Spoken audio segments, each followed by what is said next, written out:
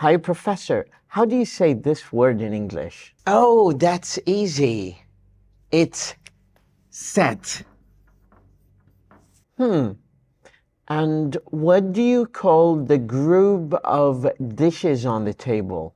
Waleed, that's set too. And what about when the sun goes down? That is called a sunset. Sun set.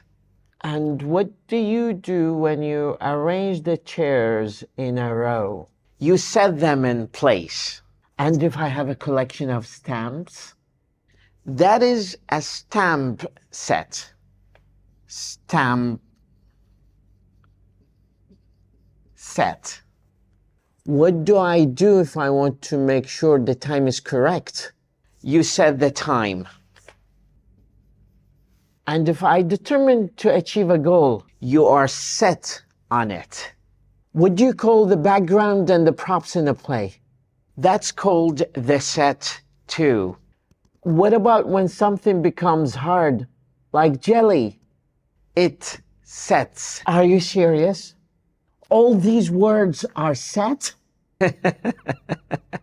English can be set in its ways. Then how do you say وضعت المعلمة الكتب على الطاولة ثم شرحت مجموعة القواعد والشمس تغرب خلف التلال معلنة نهاية مجموعة من القواعد الصعبة وهي ترتدي أقراطها المفضلة. The teacher set the books on the table, then explained the set of rules while the sun set behind the hills, marking the end of a set of challenging tasks while wearing her favorite set of rings. I think I'm all set with these words. I think you've set the record for the most meanings in one conversation.